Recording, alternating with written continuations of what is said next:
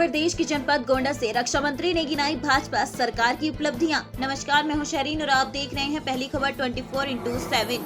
गोंडा पहुंचे रक्षा मंत्री राजनाथ सिंह ने समाजवादी पार्टी पर हमला करते हुए कहा कि असली समाजवादी वो होता है जो जनता को भय और भूख से मुक्ति दिलाए, और अगर कोई असली समाजवादी है तो वो प्रधानमंत्री नरेंद्र मोदी जी हैं। रक्षा मंत्री राजनाथ सिंह ने कहा कि लक्ष्मी जी हाथी पर बैठकर नहीं, साइकिल पर बैठकर नहीं, हाथ हिलाते हुए नहीं, बल्कि कमल पर बैठकर आती हैं, जिस पर लोगों ने खूब तालियां बजाई। उन्होंने केंद्र और प्रदेश सरकार की उपलब्धियां गिनाते हुए कहा कि यदि उत्तर प्रदेश में सरकार बनी तो होली और दिवाली में 2 LPG सिलेंडर मुफ्त दिए जाएंगे। राजनाथ सिंह ने कहा कि हम जो कहते हैं वो करते हैं, हम जनता की आंखों में धूल नहीं झोंकते। हमारी सरकार बनने के बाद हमने जो कहा सो किया है। उन्होंने लोगों के धार्मिक भावनाओं को उकेरते हुए कहा कि आज भव्य राम मंदिर का निर्माण हो रहा है।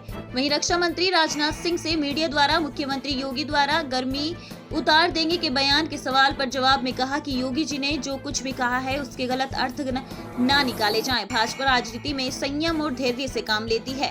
हम लोग जात पात पंथ की राजनीति नहीं करते, सबको साथ लेकर चलते हैं। उत्तर प्रदेश के जनपद गोंडा से ओमचंद शर्मा की रिपोर्ट।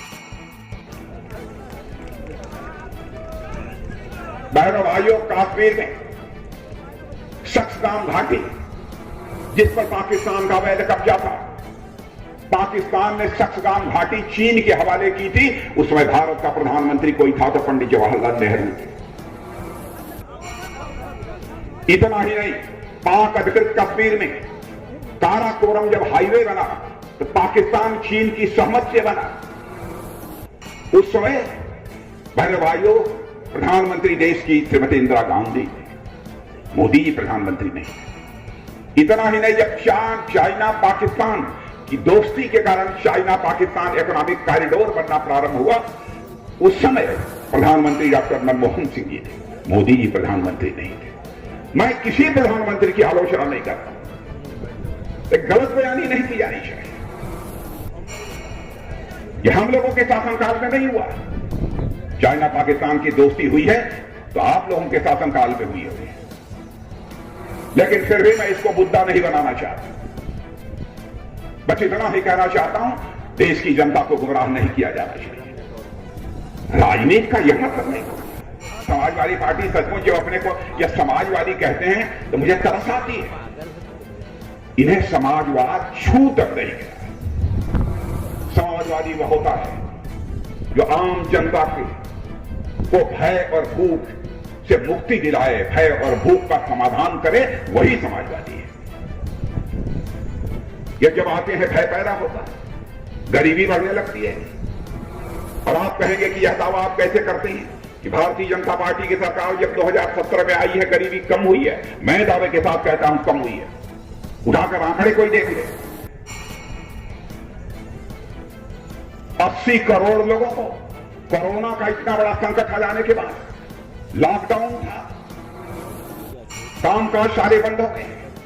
दिल्ली, मुंबई, कलकत्ता, चेन्नई से लोग पैदल अपने घरों की तरफ भागने लगे। बहनों भाइयों, उस समय भी क्या हालात थे आप सबको मालूम है। रोजी रोटी का संकट पैदा हो गया।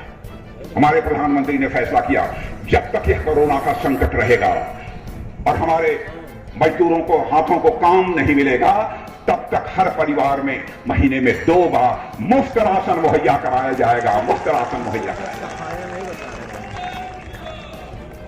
है दुनिया का कोई देश जिसने यह सुविधा मुहैया कराई है? इसे कहते हैं भूख का समाधान जो करे वही समाजवादी है। इसलिए मैं कहता हूं, सच्चे अर्थों में समाजवादी कोई है तो हमारे प्रधानमंत्री मोदी जी सच्चे अर्थों में समाजवादी है। ये कब से समाजवादी हो गए? अच्छा, जिस तरीके से राजनीति चल रही है कि योगी जी ये कह रहे हैं कि गर्मी उतार दूंगा, चर्बी उतार दूंगा, ये क्या मतलब है? योगी ने जो कुछ दिखा उसका गलत अर्थ नहीं लगाना चाहिए। और मैं समझता हूँ कि भारतीय जनता पार्टी पूरी तरह से अपनी राजनीतिक भूमिका निभाते समय संयम से काम लेती है, धैर्य से काम लेती है और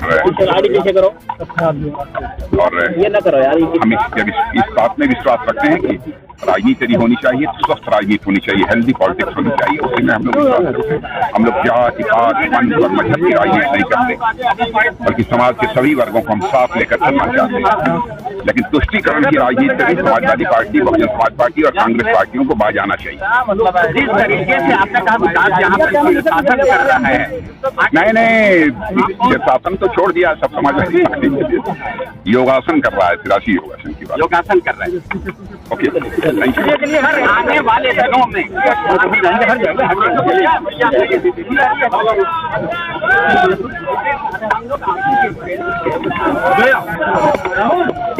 हाँ मनोज